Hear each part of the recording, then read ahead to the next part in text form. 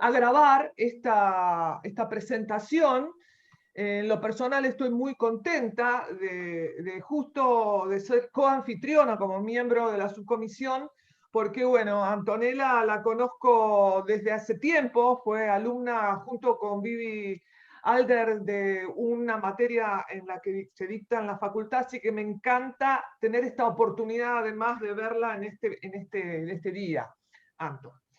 Entonces, Antonella va a defender a partir de este momento su tesis de doctorado en el área de ciencias biológicas de la Universidad de Buenos Aires, que lleva por título Servicios ecosistémicos provistos por especies en conflicto en agroecosistemas del sudeste bonaerense.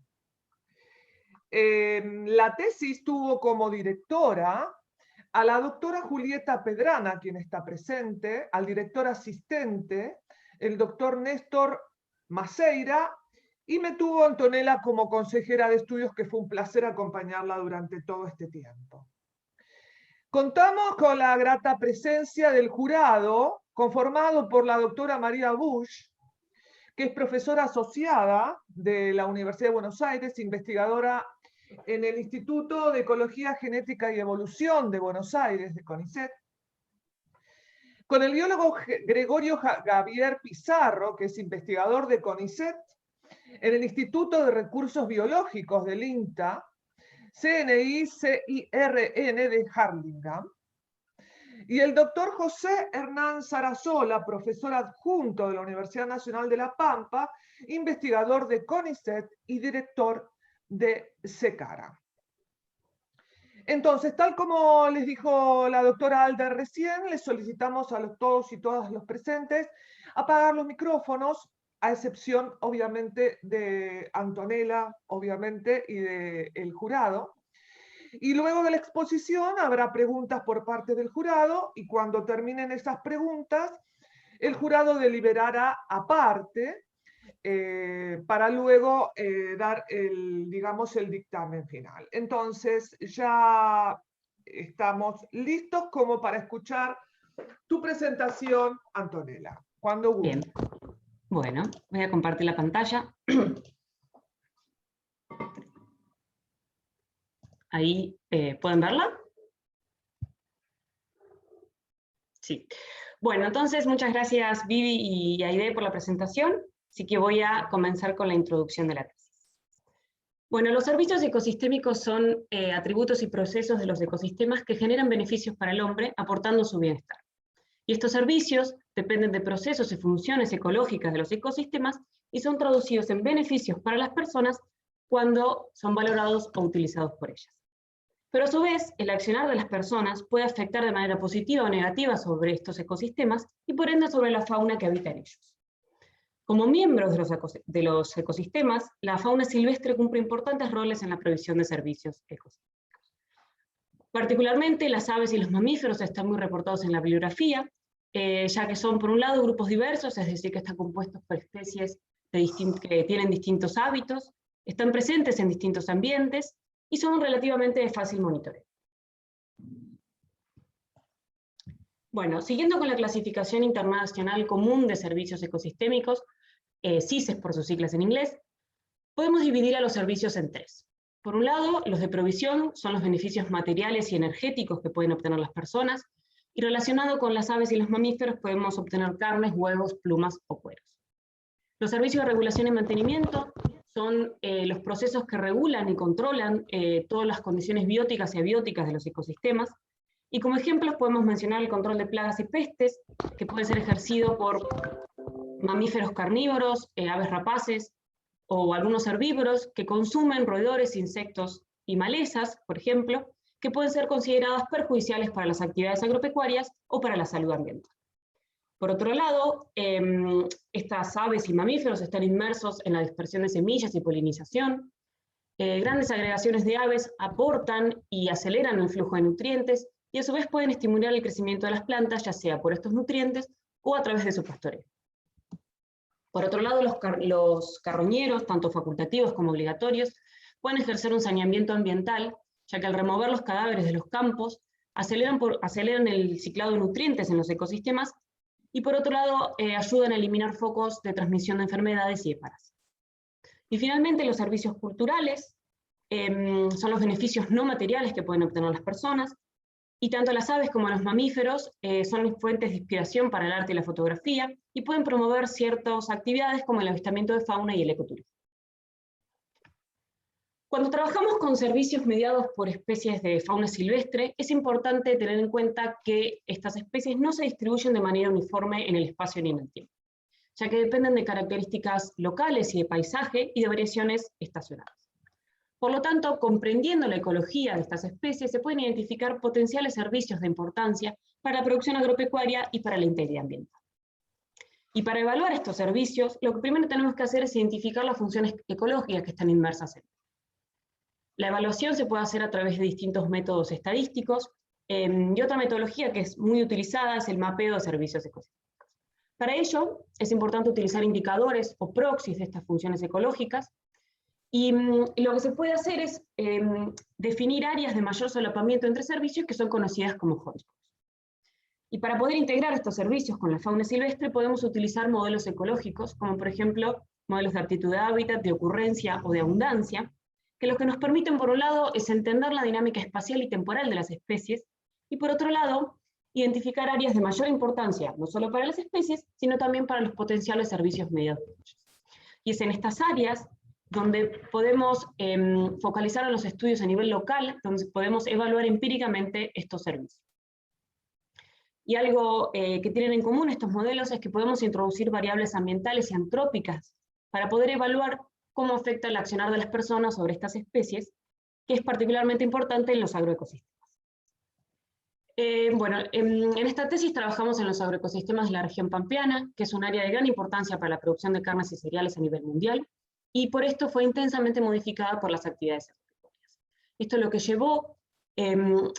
generó, es un mayor solapamiento entre estas actividades y la fauna silvestre, y por otro lado, debido principalmente al reemplazo de los pastizales originales del área, se generó una fragmentación y simplificación del paisaje.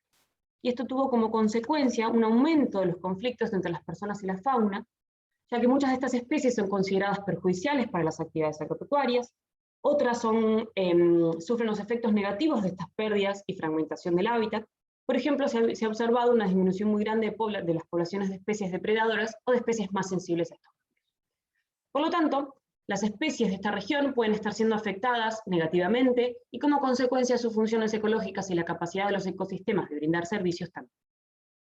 Entonces, en base a toda esta información, el objetivo general de esta tesis fue identificar y evaluar el rol potencial que especies de aves y mamíferos cumplen en la provisión de servicios ecosistémicos en la región pampeana. Y trabajamos con 4 objetivos específicos que les voy a ir mencionando a lo largo de la presentación. Bueno, la estructura de la tesis y de esta presentación es la siguiente. Primero voy a comenzar contándoles el objetivo número 1, que fue una revisión bibliográfica focalizada en toda la región pampeana. El objetivo 2, 3 y 4 corresponden a casos de estudio, donde evaluamos distintos servicios de regulación y mantenimiento en el sudeste bonaerense, en áreas que corresponden a la pampa deprimida y a la pampa austral, y acá en los mapas podemos observar las distintas áreas en donde llevamos a cabo cada objetivo. El objetivo número 2 tuvo como caso de estudio los gremios tróficos de aves rapaces, y el 3 al zorro gris pampeano, que trabajamos con una escala a nivel de paisaje. En cambio, el objetivo 4, tiene como caso de estudio las 3 especies de cauquenes migratorios, y fue trabajado a escala a nivel local o de lote. Y finalmente voy a concluir la presentación con las conclusiones generales de la tesis. Entonces, el objetivo 1 fue identificar funciones ecológicas y los conflictos de diferentes especies de aves y mamíferos que habitan en la región pampeana y vincular las funciones ecológicas con los potenciales áreas. Para ello, realizamos 2 búsquedas estructuradas de bibliografía en Scopus con palabras claves, una sobre funciones ecológicas y la segunda sobre conflictos. Y para cada una de estas búsquedas, lo que hicimos fue lo siguiente. Primero eliminamos los trabajos repetidos, y complementamos la bibliografía encontrada con trabajos de revistas que no estaban en las bases de datos de Scopus. Luego leímos el título y el resumen de cada uno de estos trabajos, donde nos cercioramos de que se cumple el criterio establecido, que era el que sean estudios de aves y o mamíferos en la región pampeana. todos los trabajos que cumplían el criterio fueron leídos en su totalidad, de donde se extrajo la información deseada, que era la función ecológica y el potencial servicio involucrado, o el conflicto, la especie o grupo de especies y el ambiente donde ocurría el trabajo. Esta información fue analizada de modo de una revisión bibliográfica con porcentajes y no con un análisis estadístico particular. Entonces, en función de las funciones ecológicas y los servicios, encontramos 145 trabajos que cumplían el criterio, de los cuales el 34% mencionaba funciones ecológicas, el 78% de aves y el 22% restante de mamíferos. En el caso de los conflictos, únicamente encontramos 23 trabajos que cumplían el criterio, 70% de aves y el 30% de mamíferos. Acá en el gráfico podemos observar el porcentaje de estudios en función de los ambientes, donde observamos que las funciones ecológicas y los servicios, en verde, están presentes en una gran cantidad de ambientes, mientras que los conflictos están focalizados en un menor número de ambientes y la mayor parte de los conflictos ocurren en áreas con agricultura. En relación a los servicios, 38 trabajos fueron vinculados con los servicios de regulación y mantenimiento, uno era sobre la producción de nutrientes de aves acuáticas, y la gran mayoría de estos trabajos hacían mención al control de plagas y pestes a través de estudios de dieta. El 78% eran sobre aves y el 22% de mamíferos. Y el grupo más mencionado dentro de las aves fueron las aves rapaces, y dentro de los mamíferos, el zorro gris pampeano fue la especie más mencionada. 3 trabajos los vinculamos con los servicios de provisión, uno hacía referencia a la caza legal de 2 mamíferos, y los otros 2 la provisión de material genético entre subpoblaciones. Y finalmente, 11 trabajos fueron relacionados con los servicios culturales, en donde todos hacían referencia a la conservación de la vida silvestre o el legado a futuro, como lo define CITES, tanto de especies de mamíferos como de aves.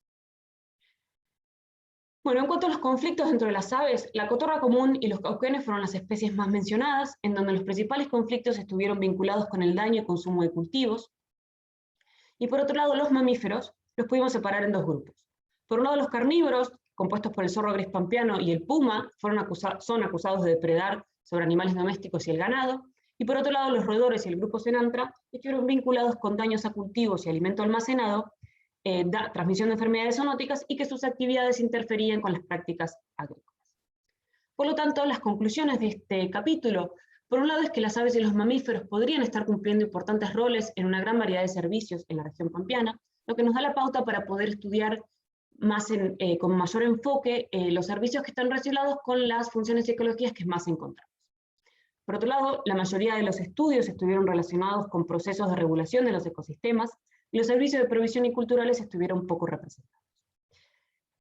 Acá es importante mencionar que varias funciones ecológicas que están reportadas en la bibliografía no fueron encontradas en esta revisión, como por ejemplo la dispersión y el control de semillas por aves y roedores.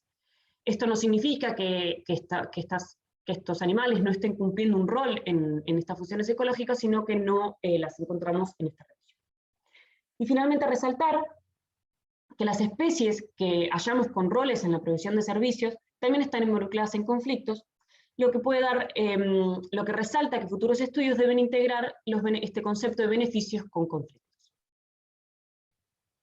Bueno, el objetivo número 2 fue evaluar los potenciales servicios de regulación y mantenimiento mediados por múltiples gremios de aves rapaces en agroecosistemas de 2 áreas geográficas del sudeste bonaerense. Y para ello trabajamos bajo la hipótesis de que los servicios varían a lo largo del paisaje dependiendo del tipo de uso de la tierra, prediciendo más servicios en paisajes heterogéneos. Y como les dije al principio, este objetivo fue trabajado a nivel de paisaje y nos focalizamos en 2 áreas de estudio. La cuenca de Mar Chiquita, por un lado, que tiene como parte minoritaria la región de la Pampa Austral, que tiene como actividad principal la agricultura.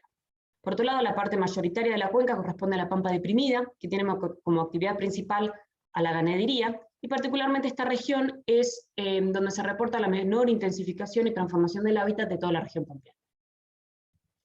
En el norte de la cuenca podemos encontrar un gran número de humedales y de lagunas permanentes que en conjunto con las sierras de Tandil fueron consideradas como ambientes naturales preesteparios.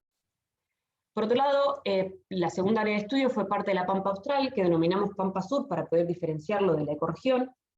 Tiene como actividad principal la agricultura, y el foco de la intensificación y modificaciones ambientales se generaron entre el 2001 y el 2007.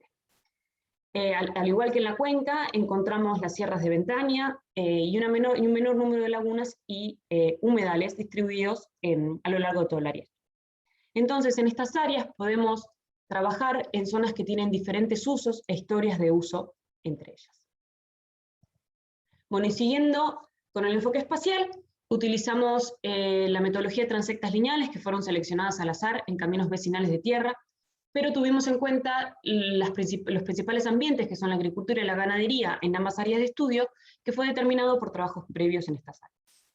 Las transectas fueron realizadas en vehículos por 2 observadores, desde las 8 de la mañana hasta el atardecer, y en la cuenca Mar Chiquita agregamos los censos nocturnos, ya que encontramos una gran presencia de aves con hábitos crepusculares.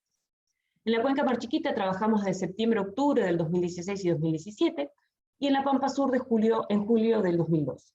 Debido a que trabajamos en años de muestreo distintos, fue que realizamos los mapas y los modelados de manera independiente para cada área, y a pesar de que trabajamos en meses distintos, el principal ambiente que se modifica en estas zonas durante el año son los cultivos, y en estos periodos se encontraban los cultivos de invierno.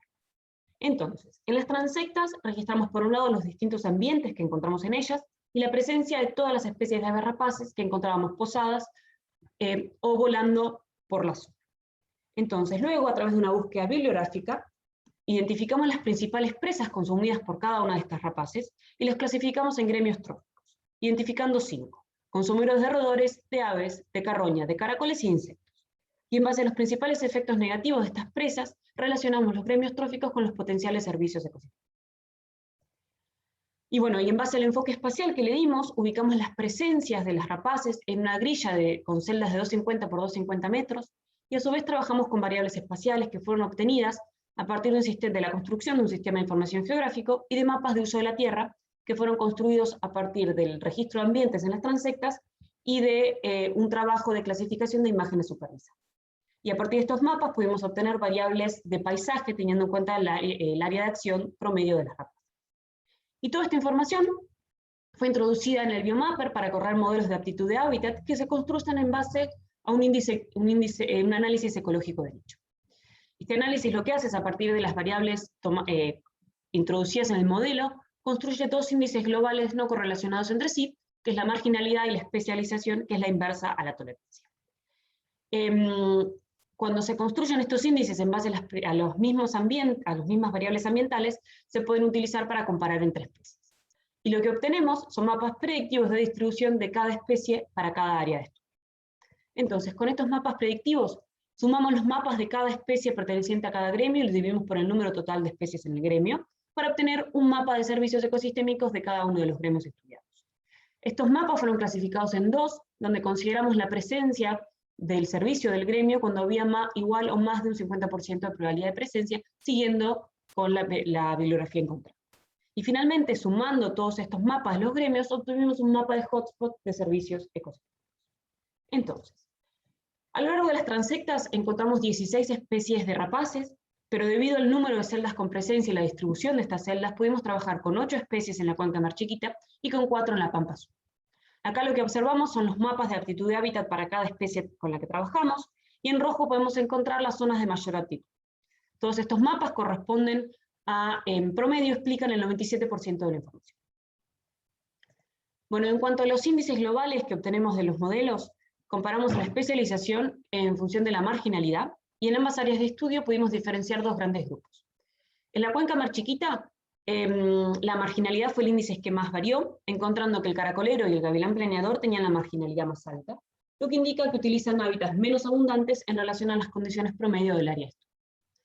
En cambio, en la Pampa Sur, la especialización fue el índice que más varió, y el Milano Blanco, tenía la especialización más alta, indicando que tiene un rango restringido frente a las condiciones promedio del área de estudio. Bueno, en cuanto a los coeficientes de cada variable en la marginalidad, en líneas generales en la cuenca Mar Chiquita podemos informar que las especies seleccionaban áreas lejanas a la ciudad más cercana, lejos de los cursos o cuerpos de agua variando con la especie, y en el grupo 1 estaban asociadas con áreas con altos porcentajes ganaderos y de cultivos, y en el grupo 2 con áreas con altos porcentajes ganaderos y áreas con altos porcentajes naturales. En cambio, en la Pampa Sur, todas las especies estuvieron asociadas a áreas con altos porcentajes de cultivo, lejos de la ciudad más cercana y con mayor altitud. Y en el caso de la especialización en la cuenca Mar Chiquita, este índice fue muy variable, pero en líneas generales pudimos observar que una gran mayoría de las especies presentaba una baja tolerancia a la homogeneización de áreas por cultivo o por campos ganaderos, dependiendo de la especie, y que la lechucita de las vizcacheras era la que presentó la mayor tolerancia a la proximidad a las ciudades, al igual que el chimango o la pampa sur. Y en la pampa sur, las mayores especializaciones se encontraron asociadas a áreas de mayores altitudes.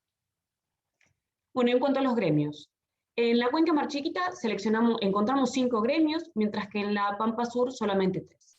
En este caso es importante mencionar que consideramos al carancho y al chimango en 2 grupos, ya que a pesar de tener como presas principales los insectos, tienen comportamientos generalistas y oportunistas y fueron observados en el área de estudio consumiendo carroña. Por lo tanto, también los consideramos en ese gremio. Y en base a los mapas de distribución de los servicios asociados a cada gremio, podemos observar que el consumo de roedores, de insectos y de carroña estuvo principalmente asociado a áreas con cultivo, que lo podemos ver en este gráfico de porcentaje en función de los tipos de servicios, y en naranja en el mapa de uso de cobertura de la tierra. También el consumo de carroña estuvo más distribuido también en las áreas ganaderas en verde. Y por otro lado, el servicio de control de aves y de control de moluscos estuvo íntimamente asociado con áreas naturales que se encuentran en selva. Por otro lado, en la Pampa Sur, los 3 gremios encontrados estuvieron íntimamente relacionados con las áreas con cultivos que observamos en naranja.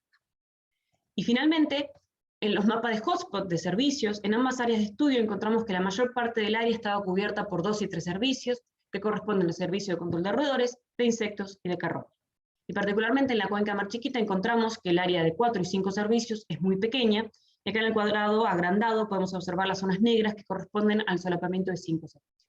Y estas son en áreas donde encontramos una alta proporción de áreas naturales, y por otro lado, en la parte más agrícola de la cuenca y de toda la región de la Pampa Sur, hay una menor cantidad de roles ecológicos.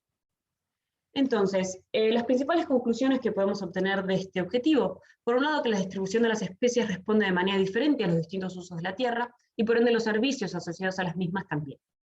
Y como dijimos, como planteamos en la hipótesis, encontramos más servicios en áreas más heterogéneas, pero particularmente en áreas donde se mantiene una mayor proporción de ambientes originales, lo que puede explicarse porque presentan condiciones óptimas de refugio y alimento para una mayor cantidad de especies. En base a los mapas de aptitud de hábitat, pudimos identificar efectos antrópicos y ambientales en la distribución de las especies y aumentar el conocimiento de los requerimientos de hábitat de cada una de ellas.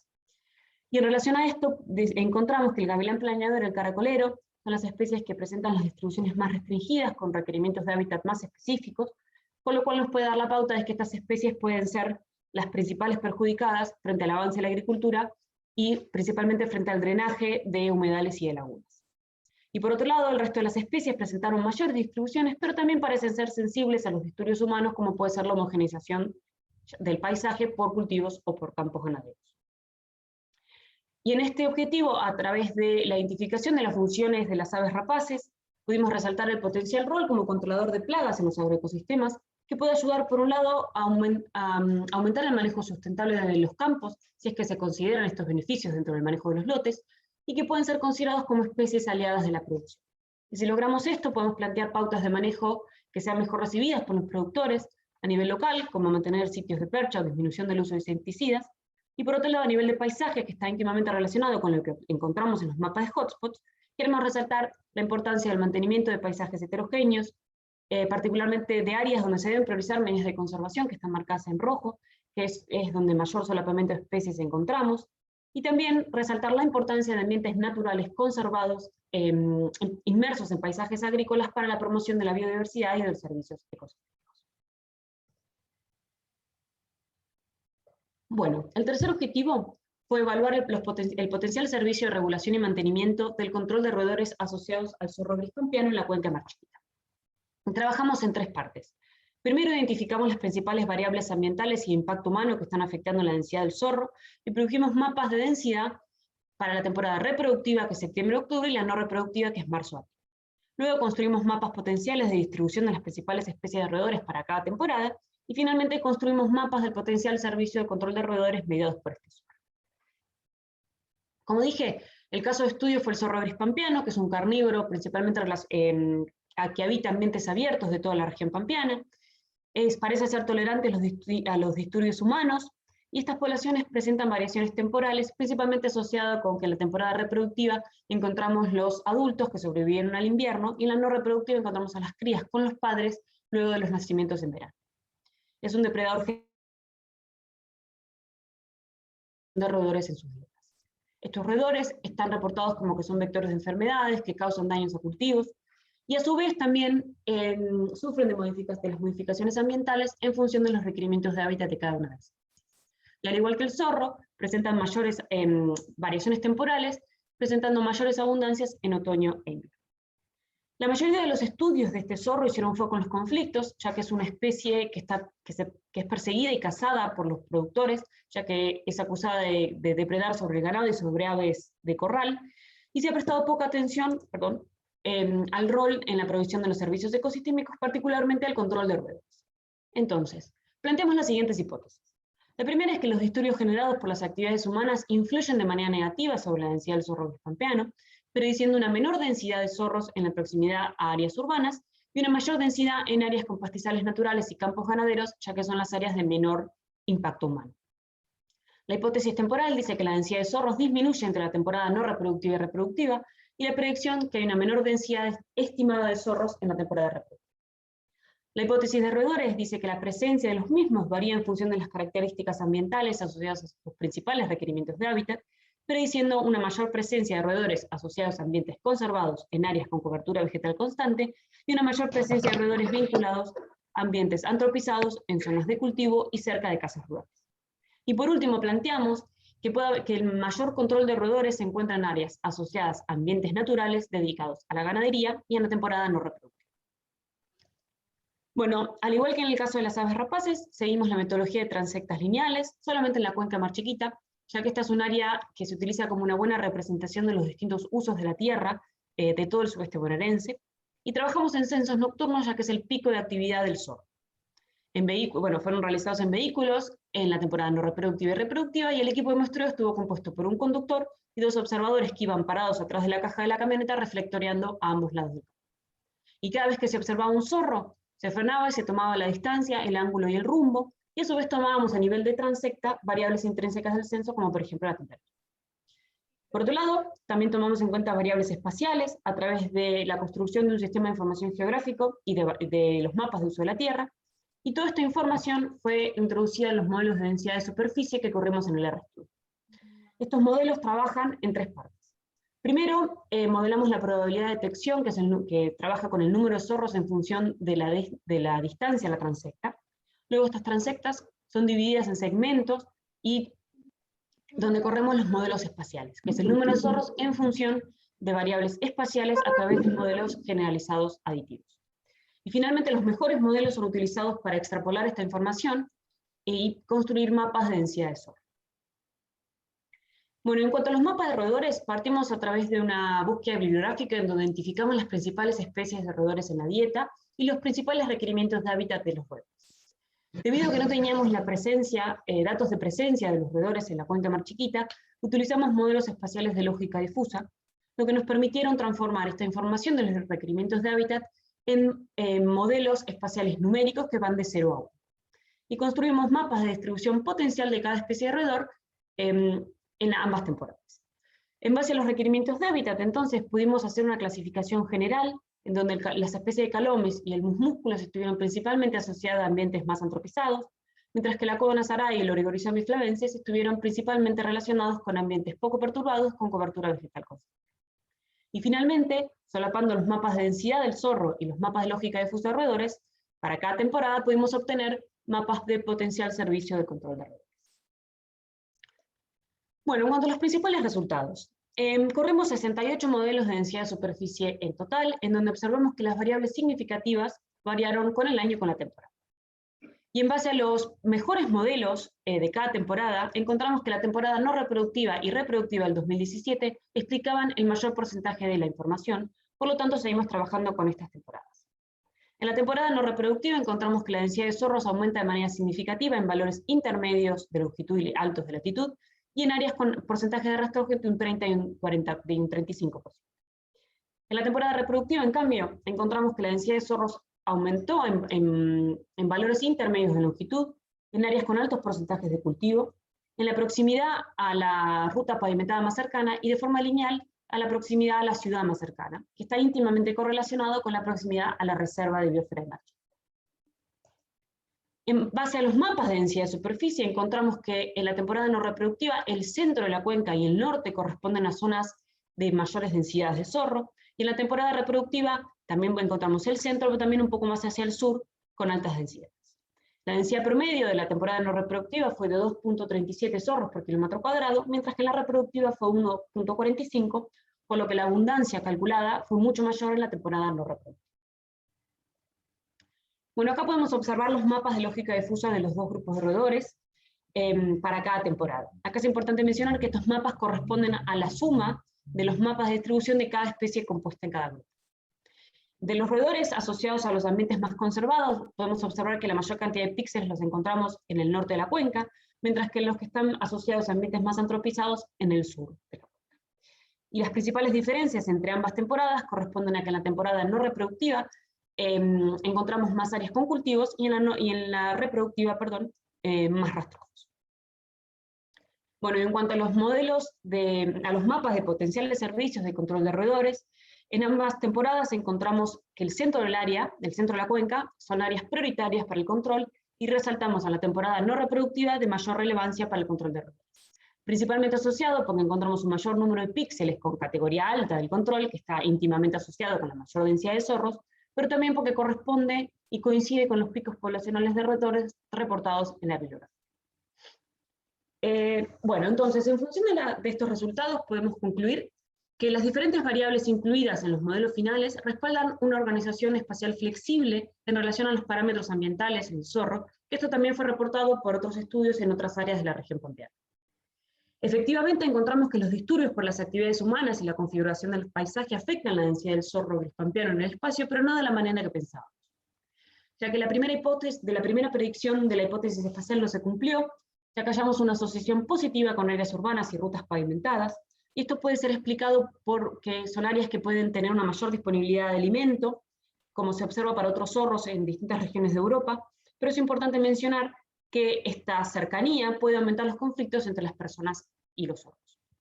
Por otro lado, la segunda predicción sí se cumplió, ya que encontramos altas densidades en el centro del área y en las cercanías a la reserva de biosfera de Marchiquita, que corresponde a zonas de campos ganaderos, principalmente con una mezcla de pastizales y pasturas implantadas, y cerca de la reserva ambientes más conservados y protegidos.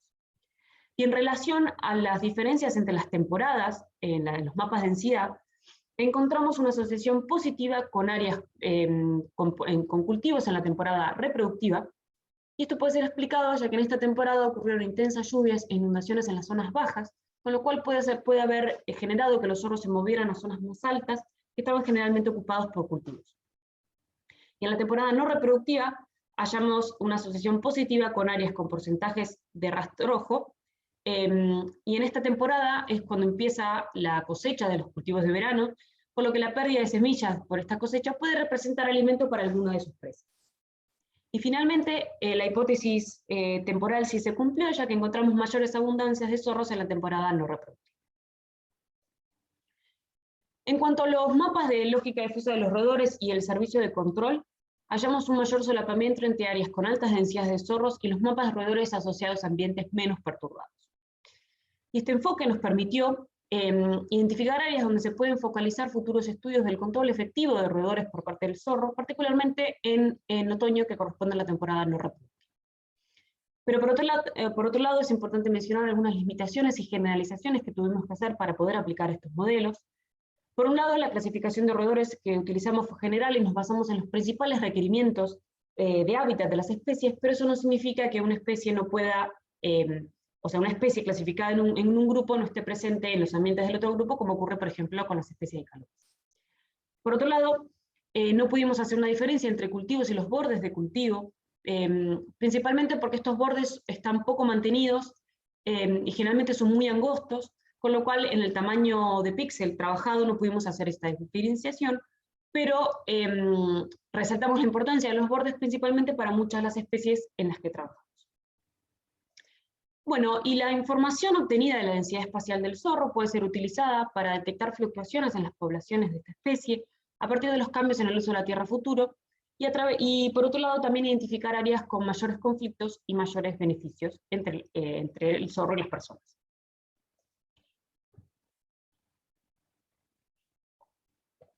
Bueno, el objetivo número 4, y el último, fue evaluar los servicios de regulación y mantenimiento vinculados a las 3 especies de cauquenes migratorios en cultivos de trigo, teniendo en cuenta los potenciales daños de las mismas.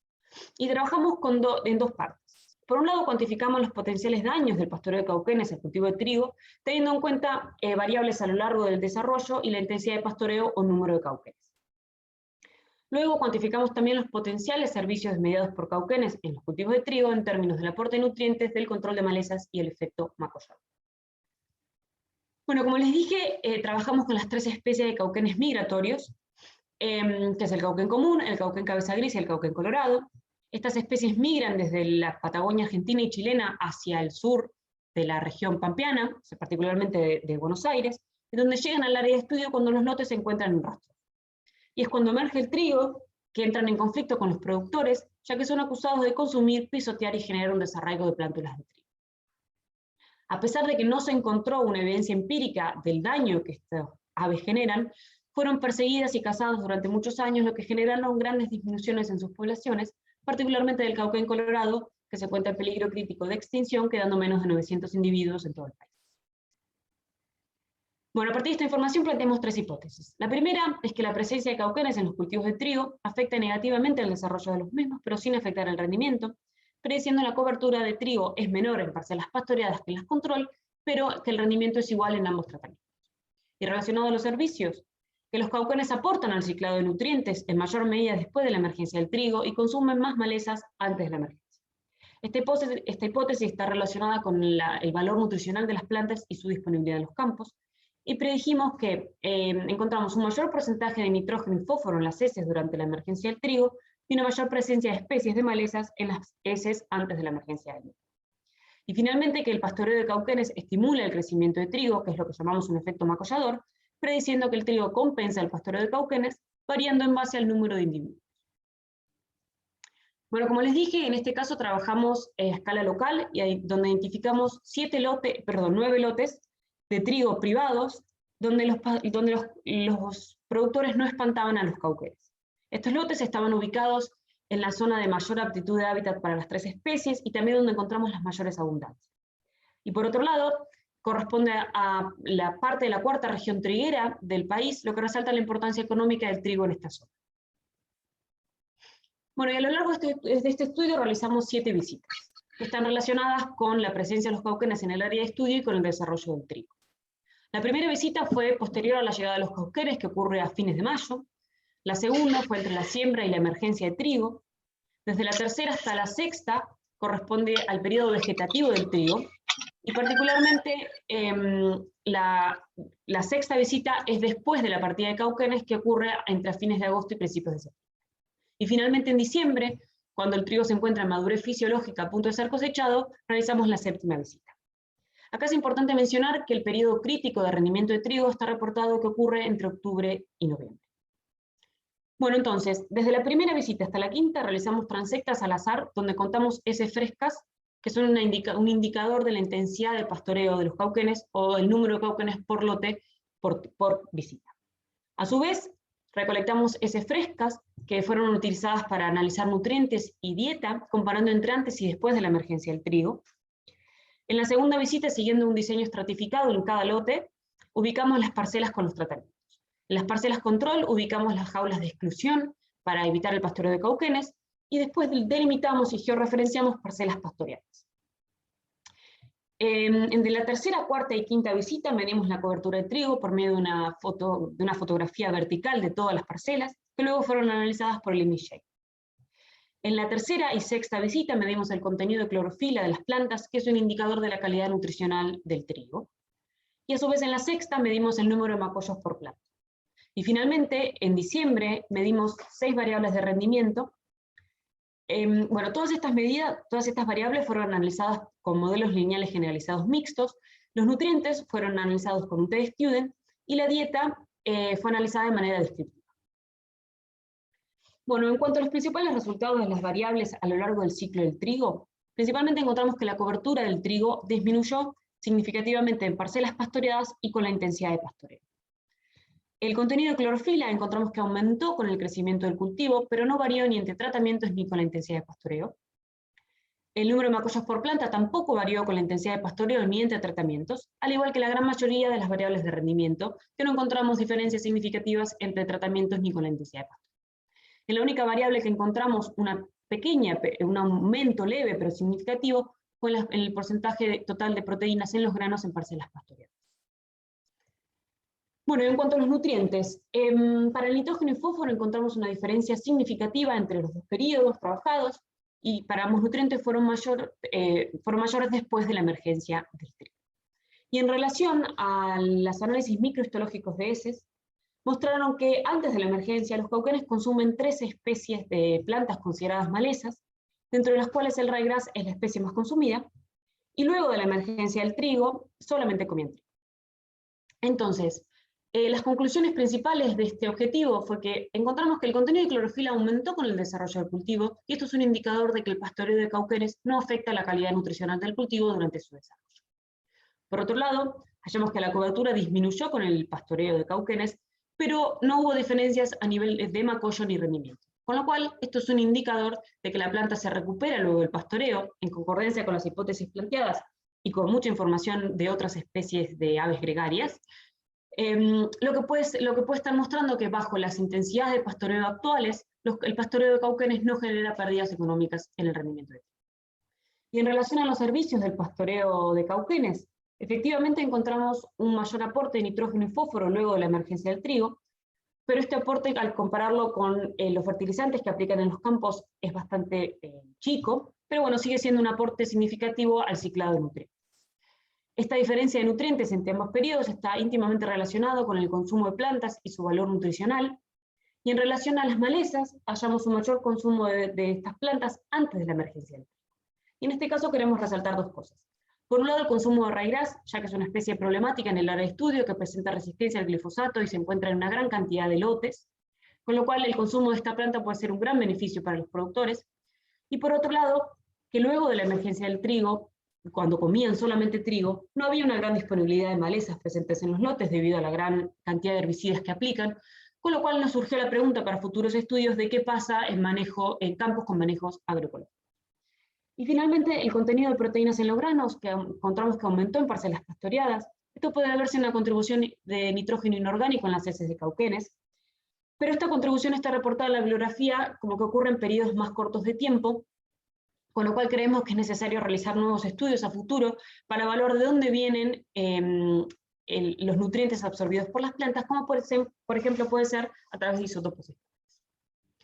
Bueno, y ya para ir terminando, a lo largo de esta tesis identificamos los roles en la provisión de las aves y mamíferos en la provisión de servicios ecosistémicos, y a través del monitoreo a campo que hicimos de algunas especies que consideramos como casos de estudio, pudimos construir mapas de distribución y mapas de densidades. Y a partir de estos mapas logramos identificar áreas de mayor importancia, no solo para las especies, sino también para la provisión de estos potenciales servicios, con lo cual nos permitieron integrar la ecología de las especies con estos servicios. Y a partir de esta información espacial y de las áreas de importancia para las especies, pudimos evaluar empíricamente los potenciales servicios mediados por las especies y, como hicimos en el caso de los cauquenes, integrarlos con los conflictos. A lo largo de toda esta tesis hicimos foco en los servicios de regulación y mantenimiento, ya que es donde más información de base encontramos, pero a lo largo de los distintos capítulos pudimos relacionar los casos de estudio con los distintos tipos de servicios. Por ejemplo, en estas áreas de importancia para la provisión de servicios es donde se pueden fomentar los servicios culturales, ya sea a través de observación de la fauna y el turismo rural. Y por otro lado, la información obtenida de los mapas de densidad de zorro pueden ser incorporados en planes de manejo para la especie, ya que es una especie que es cazada legalmente y, a lo largo de los distintos años.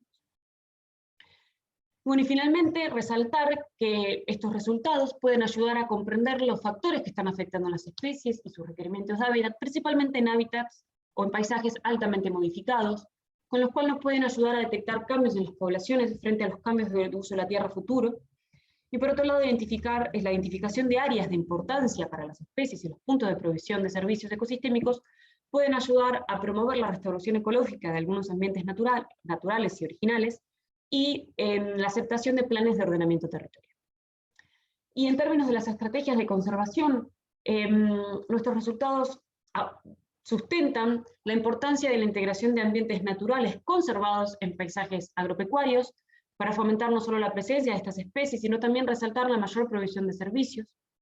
Y en términos a nivel local, resaltamos las estrategias de comunicación y de divulgación, que es lo que realizamos con los cauquenes, ya que a través de talleres, charlas, revistas de divulgación y canales de televisión, pudimos, primero comunicar nuestros resultados, luego resaltar el rol de estas especies en la provisión de servicios, como para poder integrar esta idea de los conflictos con los beneficios, para que puedan, tanto los productores, como toda la gente en general, puedan tener una visión más integradora de estos sistemas.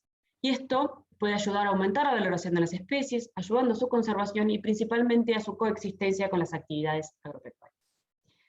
Así que, para terminar, me gustaría primero agradecer a los jurados por aceptar y evaluar esta tesis y tomarse el tiempo de leerla. También quiero agradecer al grupo de trabajo que tuve la suerte de formar parte, principalmente a mi directora, Juli Pedrana, que me ayudó y me acompañó durante todos estos años. Y obviamente agradecer a mi familia y a mis amigos que estuvieron muy presentes durante todos estos años. Así que muchas gracias.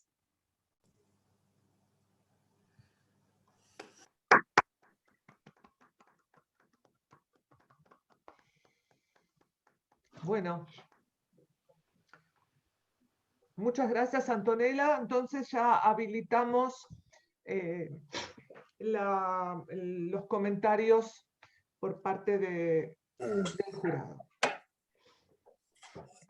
Bueno, no sé quién quiere empezar. Si quieren, empiezo a preguntar. Bueno, te felicito, Antonella, en primer Muchas lugar, gracias. por el gran trabajo. Ya estuvimos charlando previamente un poco. Bueno, y la presentación estuvo muy linda, pero un poquitito rápida para mi gusto. Algunas de las preguntas tienen que ver con que no alcancé a entender lo que dijiste. Igual estaba muy linda la parte gráfica y todo estuvo y muy clara la presentación, digamos. Gracias. Perdón porque fui muy rápido, un poco los nervios. Que fuiste acelerando además, me parece. Bueno, no, la primera cosa es un comentario medio de detalle, pero como que pusiste funciones de ecosistemas y te fuiste directamente a la fauna, como si las plantas pobrecitas no aportaran nada, pero lo entendí que era porque vos hablas de fauna principalmente, ¿no? Sí. Bueno, después... sí, en general toda la biodiversidad aporta a la provisión de servicios ecosistémicos, pero en esta tesis hicimos foco en la fauna. Después, en la hipótesis del capítulo 1, no sé si por ahí viene bien que pongas la presentación. Dale. Para irla viendo. Dale, dale.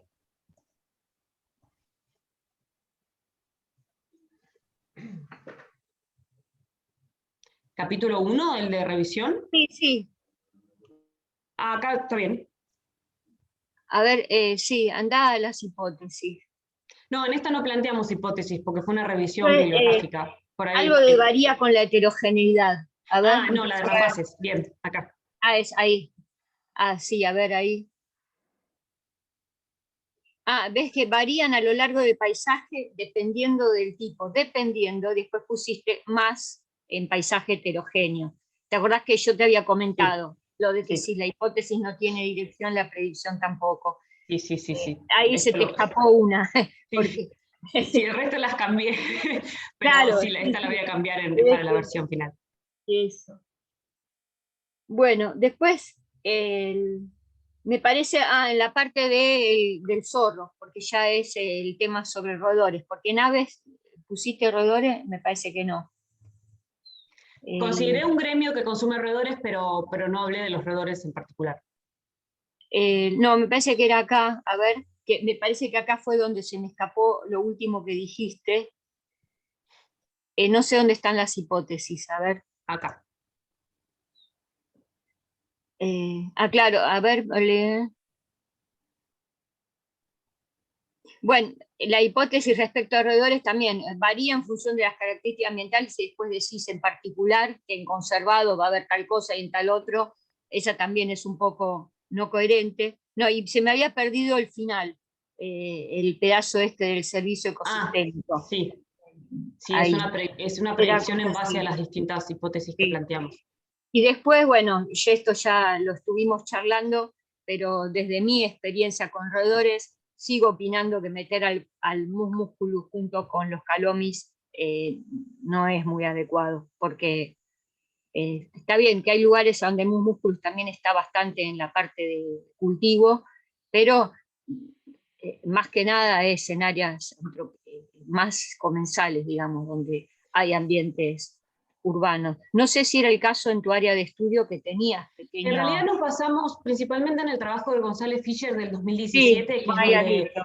sí, Sí. donde trabaja o sea, que evalúa las distintas comunidades de roedores en las distintas ecorregiones de la región pampeana. Y en este trabajo particularmente dice que el mus musculus es la especie más capturada en cultivos en la Pampa Sur, en la Pampa Austral, perdón. Sí. Y después, por otro lado, también, bueno, que los calomis, bueno, que están muy asociados a los cultivos, por eso resalté en las discusiones también bueno, que esta fue una clasificación general que tuvimos que hacer, más de tipo cualitativo, para poder hacer una gran diferenciación de los ambientes, pero que a nivel local, claramente el calomis puede estar presente en los ambientes menos perturbados, como, bueno, lo dicen todos los trabajos, sí. Y resalté Pero también... sí. ¿era la especie más abundante en los cultivos o era que La las más capturas de capturada, mus encontraron más en los cultivos? las más capturadas. Ah, está bien. Bueno, Sí, sí, hay igualmente, diferencias según perdón, las áreas. Sí. igualmente en los mapas que hicimos o sea, los mapas estos que yo mostré es la sumatoria de los mapas de las especies que corresponden a cada uno de los grupos. Pero cuando construimos el de mus músculos, tuvimos en cuenta los cultivos, pero también tuvimos en cuenta un buffer alrededor de las casas y de los galpones rurales, ya que bueno, es donde más se encuentra. Claro, Sí. está bien. Después esta era tipo una pregunta respecto a lo Sí. del zorro. ¿Vos pensás que realmente cambia la abundancia o cambia la detectabilidad o el que lo lleguen a ver? Porque vos decís que es más ¿Del abundante en zorro? época no reproductiva que en época Sí. reproductiva. ¿Realmente cambia la densidad o cambian los avistajes? Porque por ahí en la época reproductiva las hembras están con las crías, no se muestran tanto, no sé. No, sí. En la bibliografía también encontramos que hay variaciones en las abundancias, principalmente porque, o sea, en la temporada no reproductiva las crías ya están grandes, o sea, empiezan a dispersar a partir de mayo, más o menos, en esta área, con lo cual, en el invierno, después de la dispersión de los juveniles, es cuando ocurren las mayores mortalidades para el zorro. Entonces, en la temporada reproductiva encontramos los adultos que están asentados en sus territorios y que se están reproduciendo. Pero sí creemos que hay una Es diferencia en la efectivamente abundancia. una diferencia de abundancia y no Sí. solo de detectabilidad. La detectabilidad en estos modelos se tiene en cuenta, ya que se modela la probabilidad de detección en el distance. Sí, pero se modela la probabilidad de detección en función de la distancia. Pero, Sí. no, pero en los modelos de detectabilidad se considera otras cosas también. No, porque me llama la atención, bueno, tampoco sé entre 2,37 y 1,45 que te cambia por kilómetro cuadrado. Sí, o sea, quería resaltar que por ahí hay veces que no es necesariamente un cambio real en la densidad, sino que por ahí hay épocas en que se los ve más o menos. Pero bueno, es una cuestión. Igualmente, cuando modelamos la densidad, en este caso incorporamos las variables ambientales, o sea, no solamente cuando modelamos en el distance las variables, en este caso tenemos en cuenta las variables que afectan la detección del observador, o sea, la capacidad del observador de detectar el zorro. Y ahí incorporamos, por ejemplo, las áreas con cultivos o las áreas con pastoreo, ya que puede haber una diferencia de detección entre cuando tenés un cultivo, cuando tenés un campo de pastoreo. Y después, bueno, otras cosas que por ahí nos podían molestar a nosotros cuando hacíamos los muestreos, como si hacía mucho frío o había mucho viento. Y ninguna de esas variables entró como dentro de los mejores modelos de probabilidad de detección. Sí, no, que ahora la época no reproductiva, vos creo que dijiste que era época en que había más rastrojos, ¿no? No, en la reproductiva. En la reproductiva Sí. había Sí. más rastrojos. Ah, Sí. bueno, no, porque entonces ahí sí se operaría al revés, porque es más probable que cuando hay Claro, rastrojo lo veas más. Sí, Claro. puede ser. Sí. Bueno, creo que, después cuando hablaste de ya pasando lo de los cauquenes, Bien. tenías una predicción respecto al macollado y ahí la verdad que no entendí. Sí, esto lo hicimos en base a lo que... ¿Qué quiere decir el trigo compensa el pastoreo de cauquenes variando en base al número de individuos? Quiere decir que, bueno, en la bibliografía está reportado de que hay muchas especies de aves gregarias que consumen los cultivos, pero que no generan una pérdida, y se estudió que, el trigo particularmente compensa, es decir, que como que crece más en función del pastoreo, porque por ahí algunas plantas están más más predadas, entonces las otras aumentan su... Claro, porque lo que no entendí es cómo lo escribiste. Dice variando en base al perdón. número de individuos, ¿entendés? Sí, sí, puede ser, lo voy a chequear bien para cambiarlo en la No versión sé, final también. Eso lo hicimos en base a que esperábamos que por ahí en las zonas más con mayor número de cauquenes se pueda ver este efecto de un aumento en base a la intensidad de pastoreo. claro, de que aumenta el crecimiento, bueno, podría ser que cada individuo tenga más macollos o que Exactamente. crezca más. Y muchas veces pasa que incluso la misma planta individual pastoreada crece más. No solo que es compensada por otras, también porque puede también disminuir la competencia intraespecífica, pero además a veces hay una respuesta al pastoreo y que no entendía cómo está escrito eso. Bien, perfecto. Después, respecto a, también siguiendo con el tema de los cauquenes, vos decías que aumentó el contenido de clorofila entre periodos, ¿no? Y que eso sería una prueba de que no producía un efecto. Si no tenés, igual no podés saber qué hubiera pasado sin los cauquenes. O sea que el hecho de que haya aumentado la clorofila puede ser algo que sucede independientemente del cauquén. Sí, exactamente. Entonces, no podés atribuirlo, o sea, no podés saber, si no hay un efecto del cauquén, porque capaz que hubiera aumentado más todavía la clorofila. Es que si lo no hubiera comparamos estado el cauquén.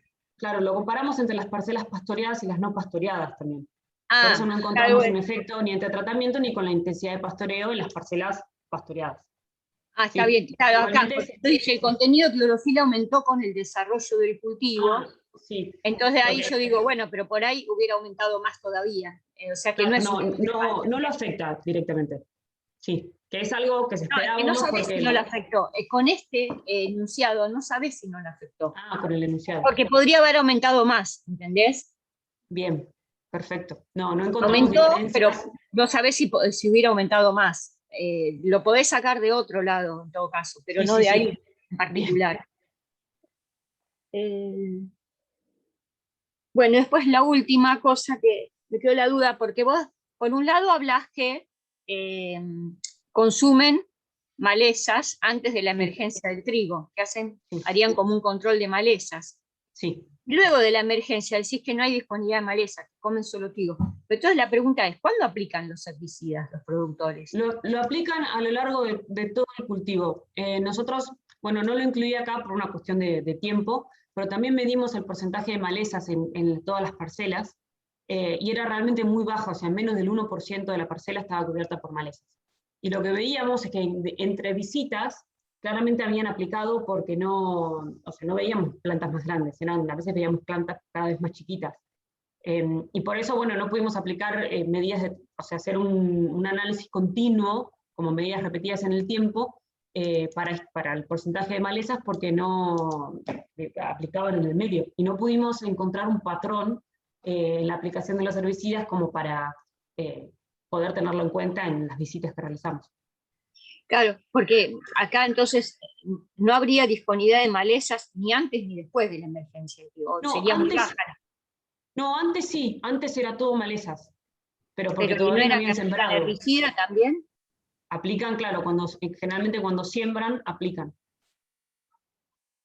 Pero no entiendo por qué no hay malezas después, y sí antes, si siempre aplicaron herbicida.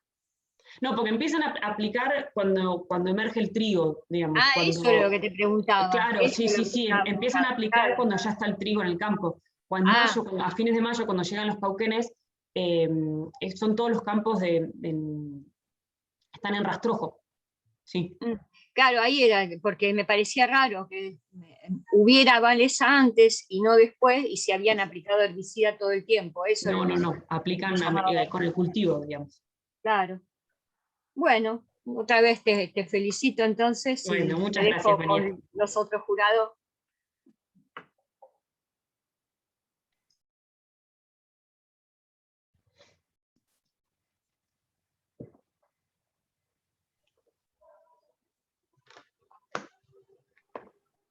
José Gregorio. No sé, como quieran, ¿querés, José, preguntar vos? Me da igual.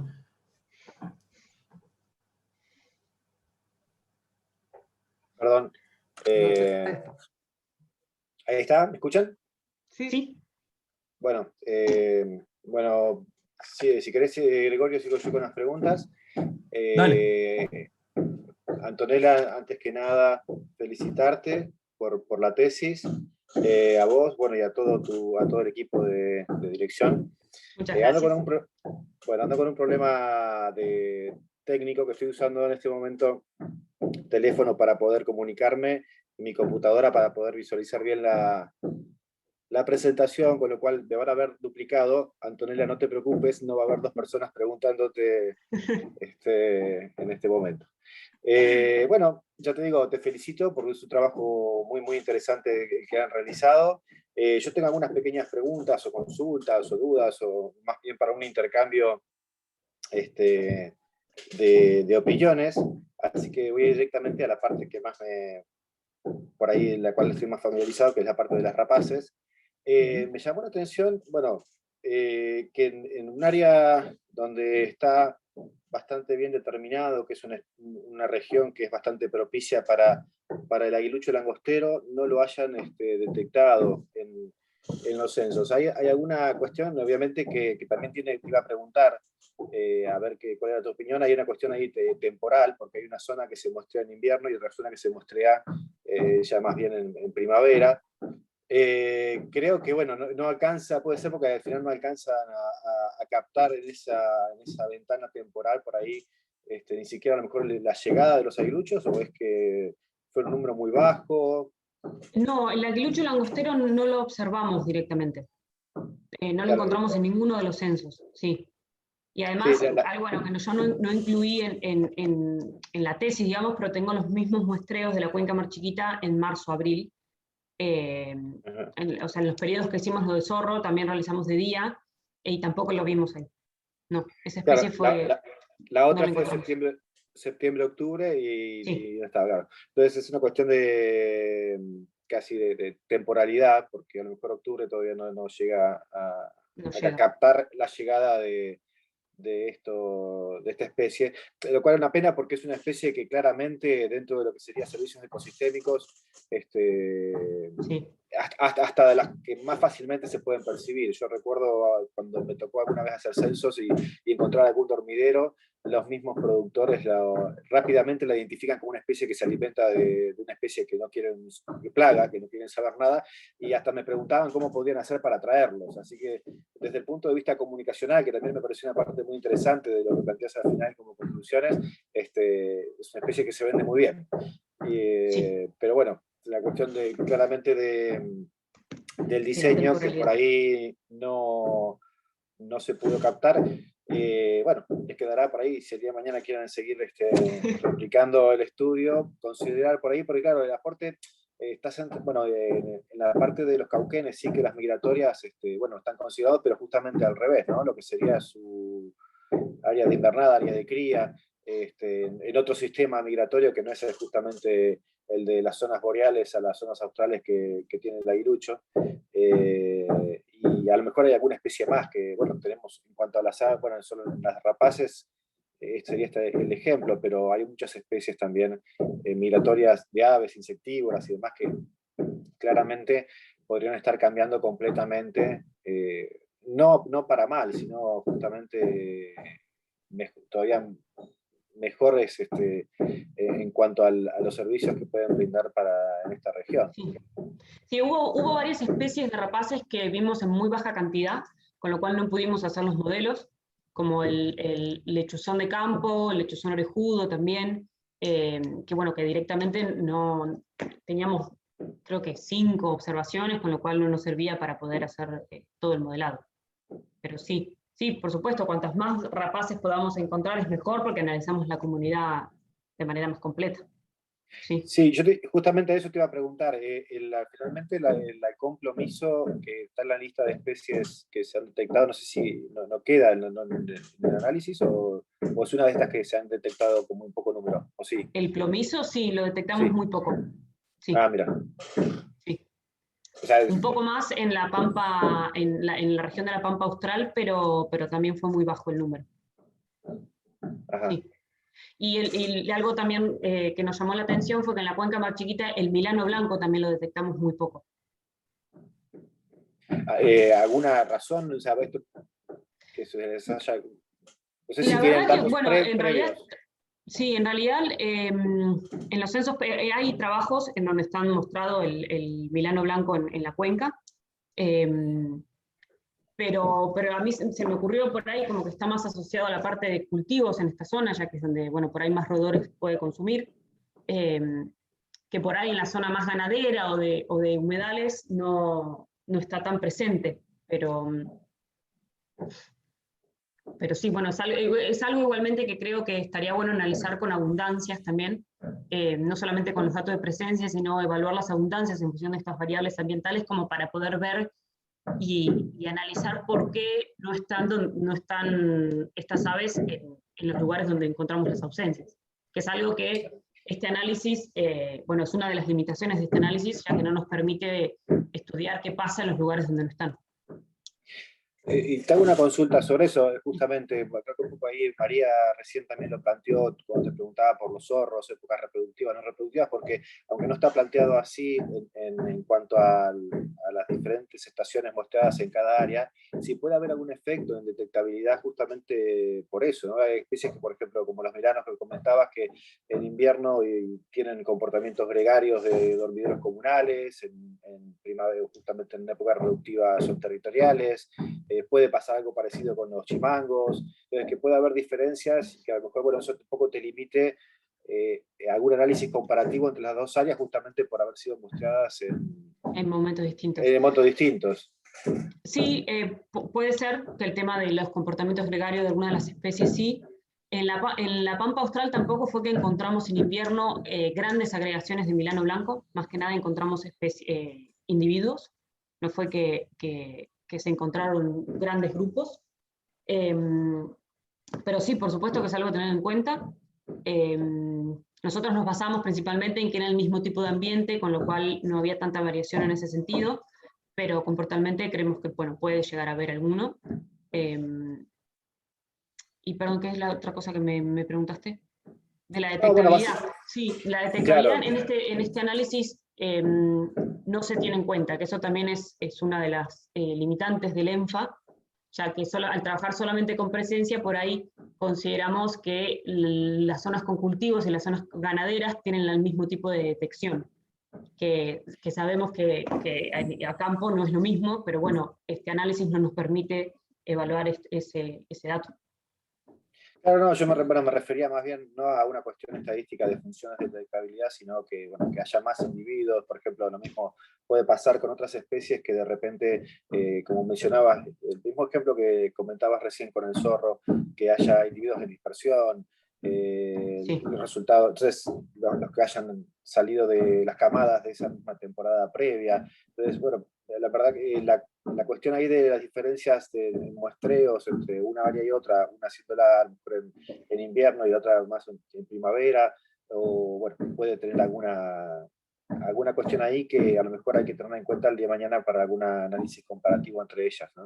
Pero Sí, bueno, de todas totalmente. maneras, el trabajo general, el tema de los servicios ecosistémicos y mapearlos y ponerlos en mapas y demás, eso no se ve afectado, simplemente a fines comparativos y demás. Y otro comentario, perdón, José, que te hago, es que no tuvimos en cuenta el número de animales que, por más de que lo tomamos a campo, en los análisis estos solamente tomamos las celdas con presencia. Es decir, no importaba si había uno o varias individuos de la misma especie, sino era solamente la celda con presencia.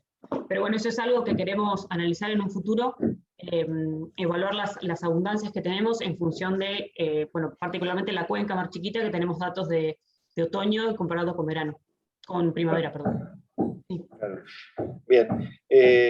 Nada, y yo un comentario más también, que el de la presentación, cuando hablabas del tema de zorros en zonas de caminos y demás, y ahí a lo mejor se vincula al trabajo previo el trabajo previo que hiciste con las rapaces en cuanto a gremios, hay que considerar también que el zorro es una especie que puede ser carroñera facultativa, entonces a lo mejor la asociación con los caminos no tiene que ver por ahí con una falta de mantenimiento de caminos, que pueda haber más roedores, sino que también hay otra fuente de alimento ahí que podría estar afectando esa distribución espacial. Sí, sí, totalmente, sí. De hecho, observamos zorros consumiendo carroñas de animales atropellados. Sí, sí, sí, sí. Por eso resaltamos que estas zonas pueden ser también un foco de mayor conflicto por atropellamiento de zorro también. Claro, sí, sí, sí, sí. Bueno, por mi parte nada más, así que dejo bueno, que muchas siga gracias. Gregorio. Muchas gracias, José. Bueno, gracias, José. Buen día a todos, todas. Bueno, Antonella, primero que nada, quiero felicitarte por la tesis que has hecho. La verdad que es un trabajo excepcional, yo diría. Es impresionante, te lo puse en los comentarios, la cantidad de trabajo que tiene esta tesis. No solamente haces aportes, digamos, a tus preguntas en particular, objetivos, pero, digamos, el desarrollo previo para llegar a ese punto genera un montón de información básica o aplicada, digamos, de estos procesos y estas especies. Y a su vez te has animado a meterte primero con un tema complicado, porque servicios ecosistémicos, eso me gustó de tener una tesis valiente, digamos, es un tema complicado del que trabajar, siempre muchos cuestionamientos, incertidumbres también, entonces me parece que es genial que se hayan metido con un tema complicado. La complejidad es parte de los sistemas y fundamental para poder entenderlos y manejarlos, meterse en estas cosas. Así que bueno, de vuelta felicitaciones a vos y a tus directores, por supuesto, por el trabajo que han hecho. A tu equipo de contención también, que se ve que con todas las cosas que has hecho, técnicas, trabajo de campo, seguramente has tenido mucha gente ayudándote. Sí, hubo mucha gente que participó del trabajo de campo. Sí. Sí, me imagino, tenés toda la banda ahí del sur de Balcarce y gente conocida ahí que, bueno, voy a tener que ser breve con las preguntas porque ya me están mandando mensajes amenazantes, Bernat, Barra y otra gente. Bueno, primero que nada, bueno, yo te hice varios comentarios en la tesis, cuestiones más puntuales, etcétera. Muchos ya quedaron aclarados en tu presentación, que estuvo muy buena. Muchos otros también con las preguntas muy pertinentes de mis colegas también. Así que no voy a meterme mucho en esas cosas. Yo lo que sí, en cuanto a eso, cuestiones más técnicas puntuales, te quería hacer una pregunta, un comentario. Yo viendo la tesis, con todo el laburo hecho, lo que no me entendí bien por qué hacen así, digamos, veo que lo han sacado de un paper, pero ustedes usan cortes del 50% de probabilidad para determinar si hay o no servicio ecosistémico, digamos. Sí, ustedes dicen, bueno, probabilidad de presencia del animal o del grupo, más del 50%, hay servicios, menos no hay. Eso para mí fue una puñalada en el corazón, sinceramente, porque con todos los datos espectaculares que vos tenés, con toda la riqueza de información, digamos, y la calidad de esos modelos, ¿por qué no meterle algo un poquito más fino, digamos, ¿no? Y no solamente eso, que te queden mapas que sean más un gradiente después de estos mapas tan taxativos 0 y 1, digamos. Para mí eso lo vi como desde mi punto de vista, tal vez vos me tapas la boca, digamos, pero como que fue como una especie de pérdida de oportunidad. Es decir, bueno, podíamos haber tenido un detalle más fino de cuál es la potencial provisión de servicios ecosistémicos, más que estos mapas tan taxativos. No sé si querés contarme un poco más de eso. Sí, la verdad que después de leer tu comentario también hubiera estado bueno hacer los mapas con un gradiente, pero lo que pensamos más que nada fue como identificar las áreas como de donde hay más probabilidad de que ocurran estos servicios.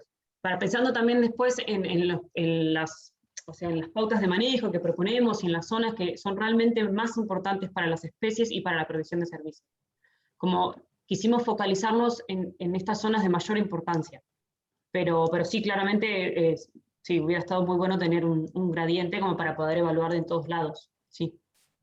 Pero ya te digo, o sea, nosotros intentamos, bueno, ese capítulo está enviado a una revista, pero en su momento habíamos incluso hecho más corto, más pequeño, digamos, la franja, considerando solamente el tercio más alto donde encontrábamos los servicios, y bueno, nos recomendaron usar el 50%. Que es lo que, bueno, que en este trabajo, en este libro, ponen como ejemplo también. Ok. Está bien, me parece que, bueno, es tu criterio, usaste eso. Yo no coincido tanto, hubiera hecho otra cosa, pero bueno, nada, ya está. También hay que hacer simplificaciones y cosas así.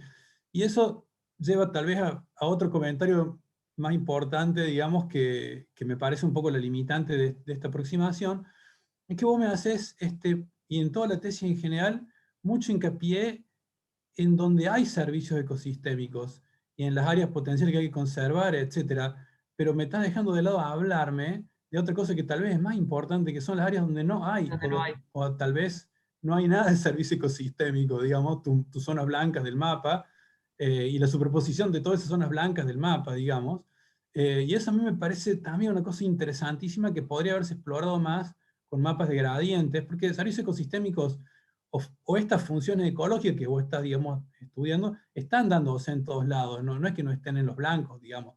O sea, calomis musculinos debe haber hasta abajo de las baldosas en algunos lugares de las áreas rurales, o sea, están los bichos en todos lados.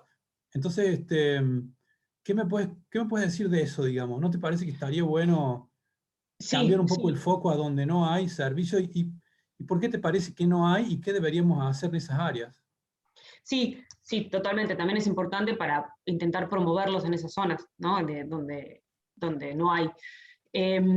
Por un lado, fue un poco también focalizarnos en los lugares donde sí hay, principalmente por el enfoque que utilizamos estadístico con los rapaces, que es lo que le mencionaba recién a José, que al trabajar con datos de presencia no podemos analizar qué pasa en los lugares donde no encontramos las especies, que son básicamente en este capítulo donde lo que nos basamos para decir que hay funciones ecológicas y potenciales servicios.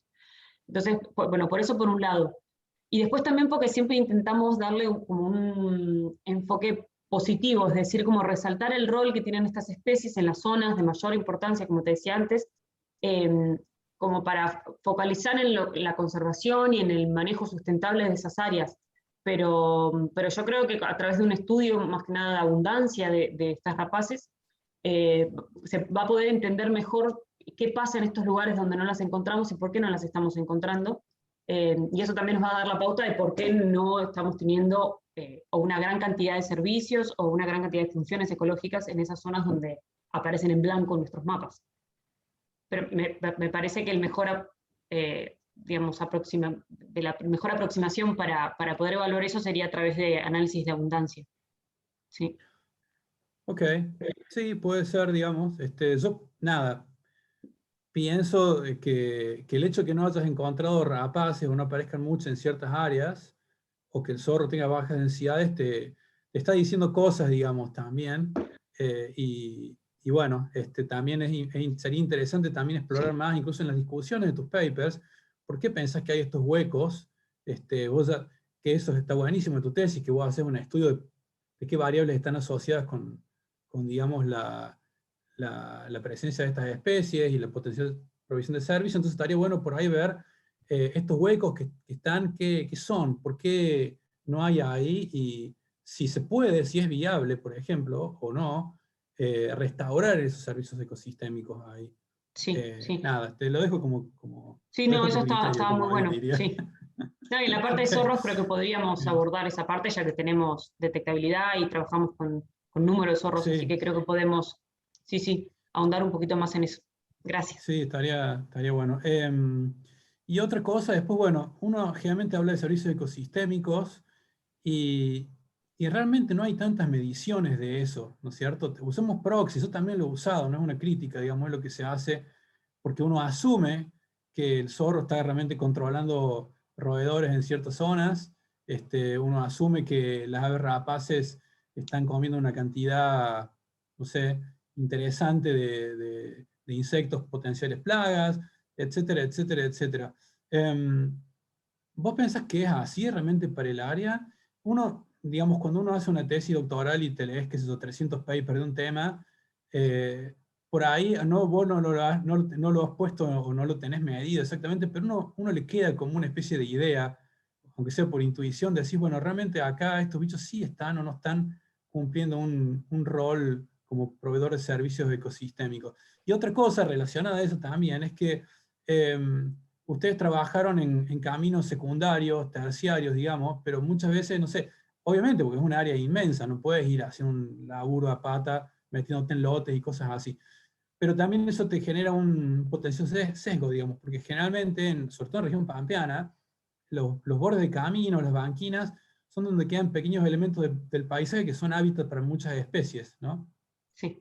A lo mejor no tanto para las rapaces, por ahí José sería más capacitado para comentar en este tema o no, que yo, por la escala a la que los bichos perciben el paisaje y se mueven. Pero nada, yo siento que a lo mejor trabajando, que a nosotros nos pasó lo mismo, digamos, ¿no?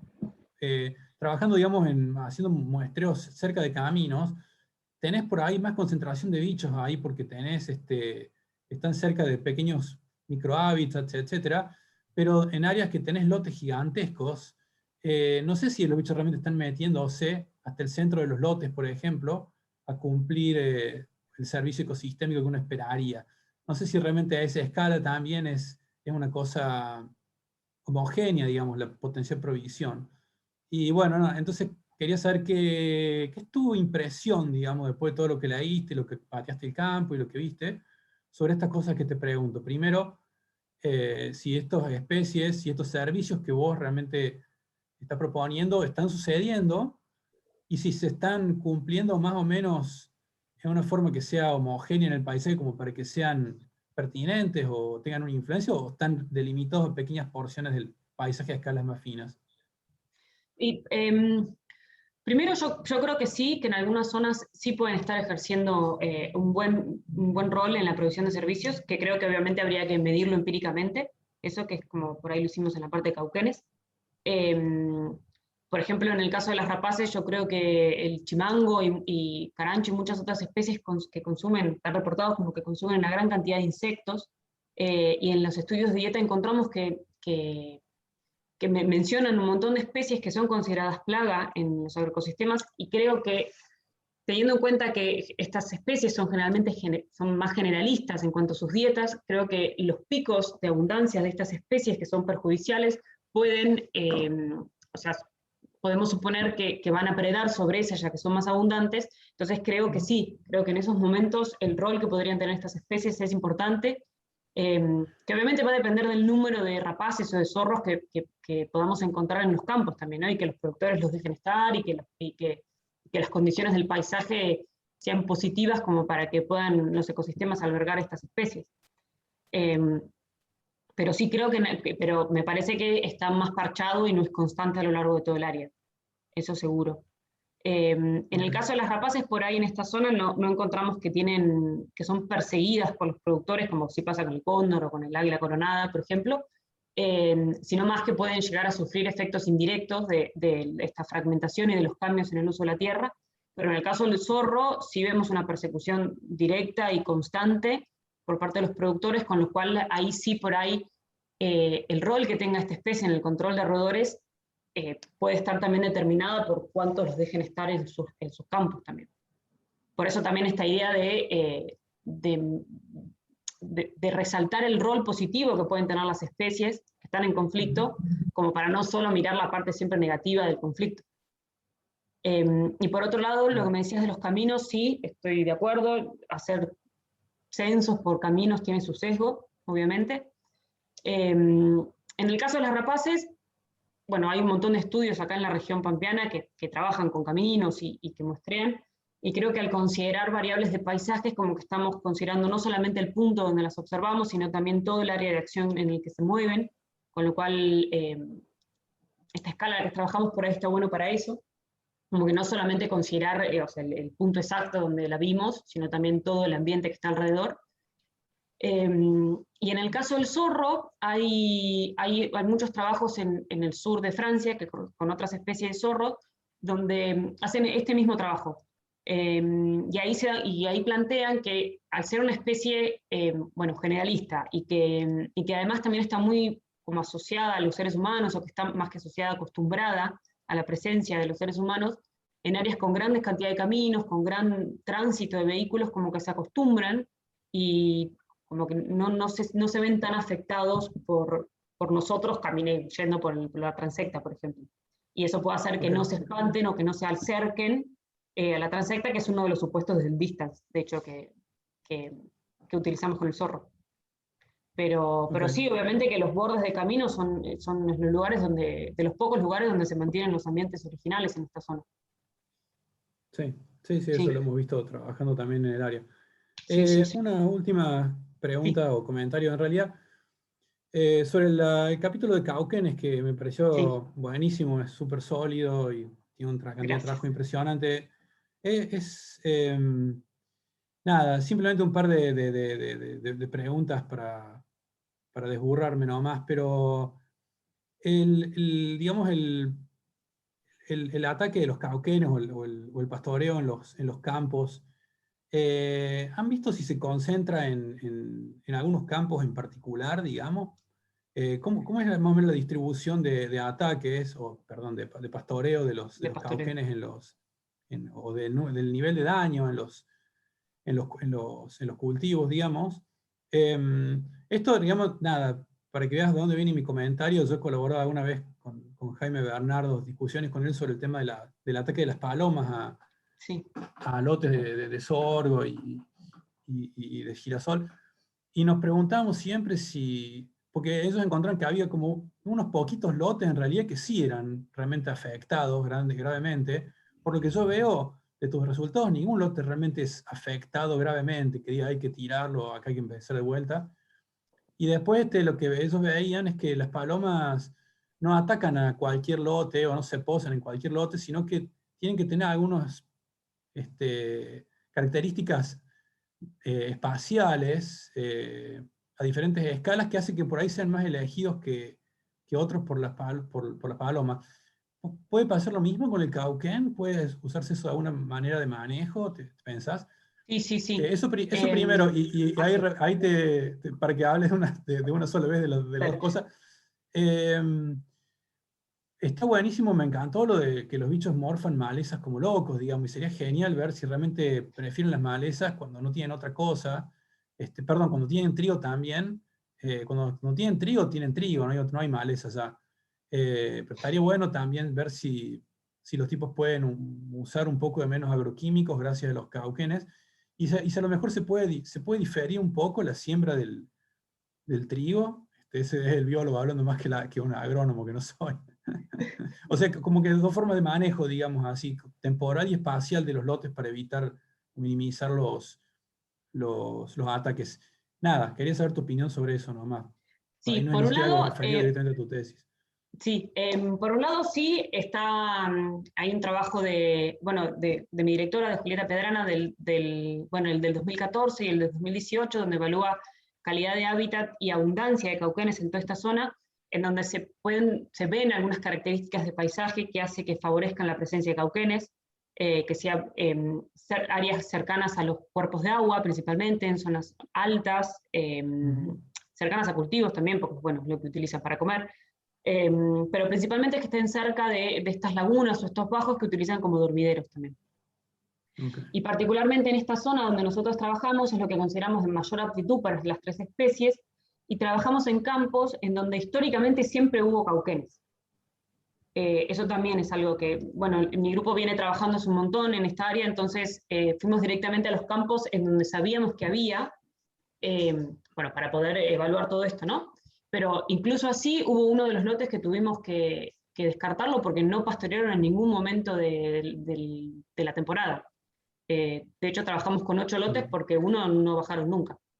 Y después otra cosa, sí, después otra cosa que vimos, que bueno, que no lo puse en la presentación, pero que está en la tesis, que es la parte de la intensidad de pastoreo, que observamos que aumenta alrededor de julio el número de cauquenes en los lotes, pero que después, al final de la temporada de invernada, baja, que eso también está reportado para otras especies de aves gregarias, que es cuando están cerca de la migración, por ahí empiezan a comer menos porque ya están preparándose para migrar. Entonces eso también es algo, me parece que está bueno porque, bueno, a nivel de manejo de los campos también es importante porque el periodo en el que están consumiendo trigo los cauquenes es más corto de lo que se pensaba en un momento.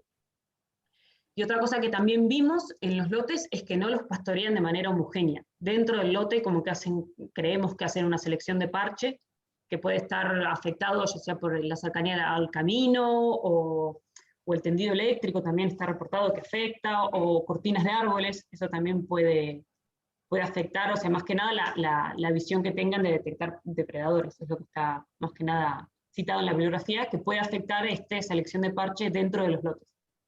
Y después esta otra cuestión que, bueno, que es ya ajena a la tesis, pero que por ahí en los lotes hay o sea, zonas más altas, zonas más bajas, hay bajos, de hecho, dentro de algunos de los lotes, que nosotros en las transectas consideramos todo, pero puede ser que la calidad del trigo sí, que los cauquenes diferencien de alguna manera ciertas zonas como mejor, que tengan mejor trigo. Sí. Claro. Y después me hiciste otra pregunta, perdón, ¿me la puedes repetir? No importa, ya me contestaste bastante del tema, ya mejor que vayamos cerrando y puedas ir a festejar. No, lo último que quería decirte es, esta tesis, digamos, ¿cuáles son las principales puertas que está abriendo? Que vos digas, bueno, de todo lo que encontraste, ¿cuál es tu resultado que dijiste, wow, esto es impresionante, es nuevo, esto realmente es el aporte más fuerte? ¿Y en qué temas seguirías de todo de lo que abrís acá, digamos, qué te parece que es prioritario seguir estudiando? Y quizá con eso termino, digamos, mis preguntas o comentarios. Bueno, varios puntos como que nos llamaron mucho la atención. Por un lado, el consumo de malezas, que me decías antes de los cauquenes, es algo que no estaba reportado, con lo cual es algo súper novedoso también porque nunca se había estudiado qué pasaba con los cauquenes antes de que hubiera trigo, que es algo que de hecho hicimos un análisis descriptivo para la tesis, pero queremos aumentar el número de muestras para poder hacer un análisis estadístico y además tenemos o sea, tenemos un análisis de las parcelas donde identificamos las distintas malezas, con lo cual queremos de hecho hacer un análisis de selección como para ver si podemos entender si están realmente seleccionando el ryegrass, que es la especie que encontramos que está más consumida, con lo cual creo que ese sería un gran beneficio para resaltar para los productores. Y por otro lado, creo que la identificación de áreas de mayor importancia para tanto las rapaces como para el zorro, creo que también pueden ser bueno, muy útiles a nivel de manejo, que es donde creo que se pueden focalizar ya sea medidas de mitigación o medidas o hacer trabajos de divulgación como para para intentar aumentar la valoración que tienen de la gente de las especies. Y bueno, creo que sí, que me gustaría seguir más que nada con la parte de paisaje, con la parte de ecología de paisaje, los mapas, que por ahí es lo que más me gustó hacer durante la tesis. Genial, buenísimo. Bueno, nada, felicitaciones de vuelta. Muchas gracias. Gracias por la invitación a participar como tribunal, fue un gusto realmente. Gracias por gracias a vos por todos los comentarios. a Aide y la gente de UBA y organizar. Así que bueno, nada, yo ya te libero, digamos. Bueno, muchas gracias. Bueno, buenísimo. Entonces ahora invitamos a los integrantes del jurado a participar en una sala que espero me salga, en una sala aparte. para que deliberen y luego regresan. Creo que lo van a poder hacer solos también. De última los ayudamos a regresar como para dar por finalizado el acto. Bueno, Así que ya estamos, ahí va. Crucemos los dedos. Yo aprendí a idea, así que bien podés vos. ¿Los mandé? A sala 1. Ah, o sea, ¿están en sala 1? Espérate, entrar. yo te veo ahí, todavía. A ver. Ahí está. Todo está siendo grabado, Bien. hasta mi inoperancia está siendo grabada. No ha entrado, José no ha entrado. Gregorio entró, María, ¿entraste?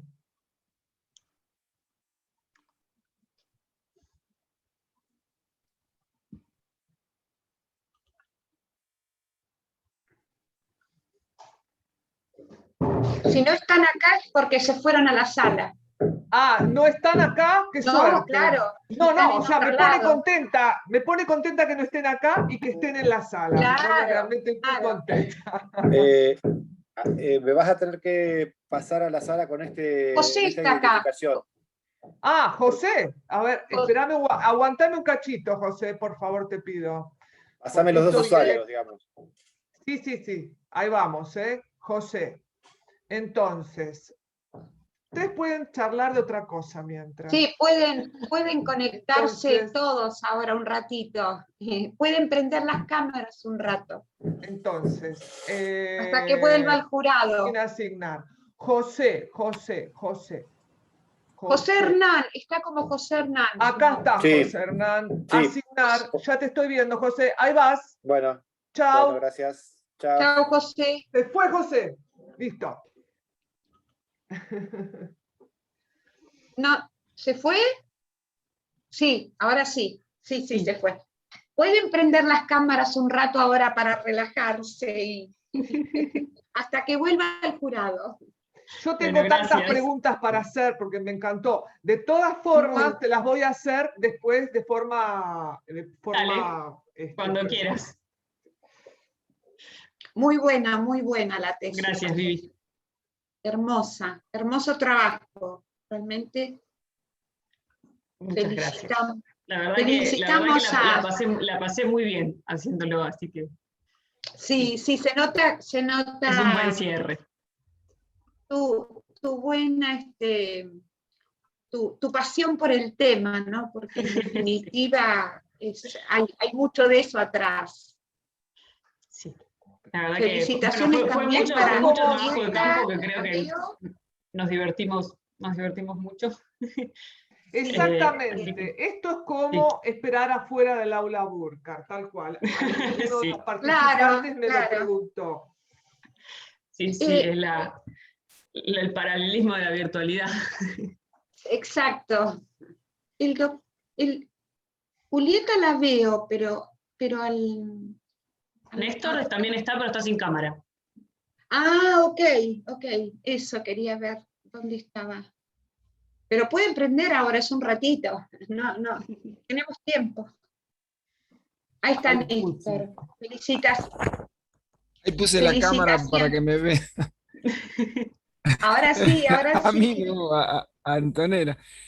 Lo que pasa es que justo hubo un problema y nos quedamos sin internet, así que estoy conectado desde el teléfono. No sé si Sí, Perfecto, yo también, mucho para mí. perfecto.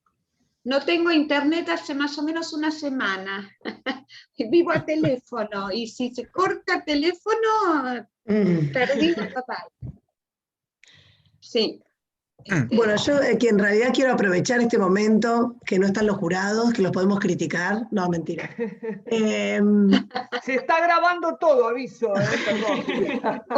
¿Podés detener ahora la grabación? No, igual ya que, bueno, la detengo. Tengo miedo, Deténganla. no, tengo miedo de no, cortarla. porque No detengo nada. Perdón. No la cortes. No. No, en realidad a mí con Néstor seguramente vamos a coincidir que bueno, que la verdad, Anto, que ha sido para mí, bueno, primero que fue mi primera becaria, o sea, es como mi primer hijo científico, pero más que un hijo, con Anto hemos sido amigas, colegas. Se ha generado una relación de horizontalidad tremenda. De hecho, seguimos trabajando en un montón de proyectos y espero que sigamos trabajando durante muchos años, sea que emigres para donde emigres, lo cual me parece bien. Y como siempre te dije, Rusa ha puesto la vara muy alta para los que vengan, porque realmente el compromiso y la responsabilidad que has mostrado siempre en todos los trabajos que has encarado ha sido increíble. O sea, siempre te lo digo, tu vocación por el saber cada vez más, tu insistencia, tu perseverancia en un país donde es complejo, donde hay un montón de trabas, donde las cosas no siempre salen bien desde el vamos, para mí verdaderamente fue un aprendizaje continuo trabajar al lado tuyo. Creo que además de ser una gran científica, sos una gran persona, que eso también habla muy bien de tus padres y de tu familia y de tus seres queridos. Bueno, que la personalidad de la gente se forja a tiempo cero, enseñanza cero, como le dicen. Y bueno, también has elegido un gran compañero que te ha acompañado a lo largo de toda la tesis, que hace que también uno pueda brillar más. Y verdaderamente para mí fue un lujo poder acompañarte y estar siempre y en esto coincidimos seguramente con Luchi y con Seba, que hemos sido un equipo fuerte y, como decís vos, además nos hemos divertido mucho. Ay, bueno, muchas gracias, bueno, Juli. es todo agradecerte, realmente para mí ha sido un honor poder dirigirte y bueno, haberte conocido también. Sí, Juli, la verdad que, bueno, muchas gracias a vos también, porque, bueno, me acompañaste, me ayudaste y me apoyaste constantemente en todos estos años. Y sí, la verdad que la pasamos muy bien. Así que, bueno, seguiremos así. Así que gracias. No, y ya festejaremos en persona en algún momento. Yo tengo el traje rojo todavía, ya lo tengo, lo hice, o sea que estoy esperando que papá Anto, o sea, nos dé la fiesta. O sea. Bien, bien. Queda prometido para después. Sí. Tenemos una lista de fiestas, Se van a acumular, se van a ir acumulando. Tremenda en el departamento, así que yo el año que viene, Aide, creo que me dedico a las fiestas nada más. Abrazadas a las columnas, Vivi. A las columnas. No va a haber otra un cosa. Party planner. En vez de wedding planner, vas a hacer un party planner. Pero yo creo que hay que aprender a disfrutar estos momentos de la vida, ¿no? Y que son súper importantes. Una tesis de doctorado es un momento tremendo. Me parece también importante, Antonella, destacar que en el medio de semejante crisis que estamos viviendo, vos lograste terminar la tesis, o sea, ambas terminaron, ¿no? Y eso es demostrar que uno, pese a todas estas dificultades, siguió y llegó. Además, también quiero destacar la adaptación de todos y sobre todo también de la propia facultad nuestra, que realmente rápidamente, dentro de esa rapidez, dadas las circunstancias, adaptó todo un esquema de organización y de estructura en la carrera del doctorado como para que estas instancias se puedan hacer, ¿no? Porque todo es con resoluciones, todo es con aprobaciones del Consejo Directivo, que tienen que ser aprobadas por el Consejo Superior, y creo yo que se hicieron en un tiempo bastante corto, ¿no? Entonces creo también que merece ser destacado el esfuerzo de la facultad y de la Universidad de Buenos Aires también en esta instancia. Aprovechar también, hacer referencia a que estamos hablando de educación pública, y que nunca lo tenemos que olvidar eso, ¿no? Tener la posibilidad de tener un doctorado en una universidad pública. Yo no dejo de agradecerlo, y toda vez que veo a una exalumna de hace bastantes años llegar a esta instancia y que de alguna forma también te acompañé, en lo personal me pone tremendamente feliz y orgullosa sobre todo. Muchas gracias, Enormemente Aide. Muchas orgullosa. gracias. Enormemente orgullosa. Hace Ahora, muchos años la materia. ahora podemos hacer un juego de roles, Antonella. Un Y juego con de la materia. roles, como hicimos aquella vez, ¿te acordás? Sí, me acuerdo. Cambiando los roles. Sí, sí, la verdad Sí. que fue un logro tremendo el de la facultad, de nuestra facultad, ¿no? Y asociado obviamente a la universidad, el haber dado curso a este sistema de defensas de tesis. En nuestro departamento hemos defendido un total casi de 40 tesis de esta manera, ¿no? Que requieren su organización, su preparación, su coordinación, pero bueno, estamos felices de haber logrado... Sí, la verdad que sí, después de este año es un buen cierre, un cierre de una etapa muy linda, así que la verdad que está bueno poder haberlo compartido. Sí. Exacto. Sí. Bueno, seguro. no volvieran nuestros jurados. Todavía creo que no. No. Y el jurado anda por ahí aprender. todavía. Yo tengo registro de que todavía están en la sala, así que bueno. O sea, ¿estás segura que no los tenés no, te presos juro, en la otra sala? que están. Yo los o sea, estoy dejalo viendo. volver. O sea, Aide, por Te juro favor, que te están ahí, pido. yo los veo. Apretá el botón, sé qué dejalo volver. No sé qué es lo que están hablando, eso no te lo puedo decir, pero están.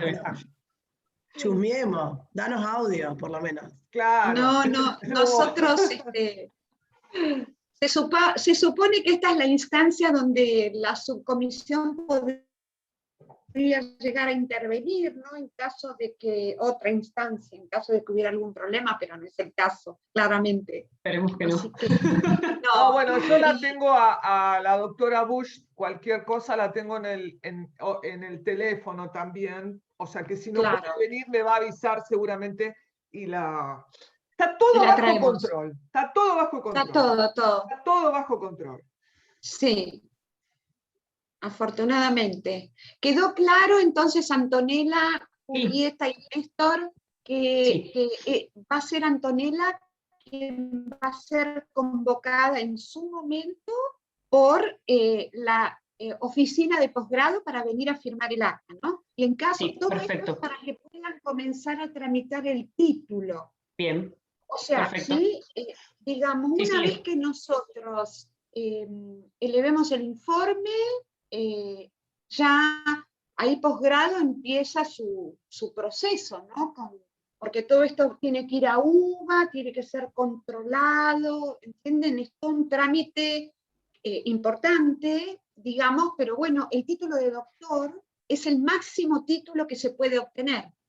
Por lo tanto, es lógico que tenga toda esta revisión por parte de la universidad, ¿no? Sí, perfecto. Yo espero que me contacten para después arreglar para poder ir a firmar. Perfecto. Claro, pero no hay problema, digamos. Acá estamos de vuelta. Bueno, tenemos entendido que ya están los integrantes del jurado en la sala, ¿verdad? Sí. Acá estamos volviendo de las profundidades del ciberespacio. ¿Volvieron? Del espacio. Invitamos a los participantes a que corten los micrófonos y escuchamos el dictamen. Bueno, después de una sesuda discusión entre los miembros del jurado, hemos decidido que le corresponde la nota máxima y entonces felicitamos a la doctora Gorosabel. Muchas gracias. Y a los cauquenes sobre todo. Bien, bueno, muchas gracias María, José y Gregorio por participar, de nuevo, por evaluar, por sus comentarios.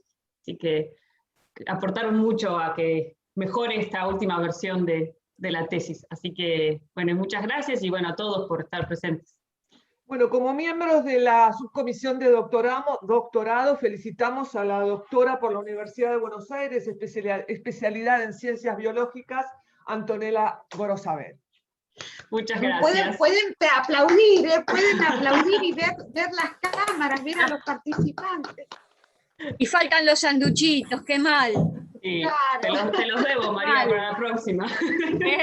Cauquén en Vamos a tener que escabeche. hacer una reunión post pandemia con todos los que se doctoraron, Sí, totalmente, se licenciaron, totalmente.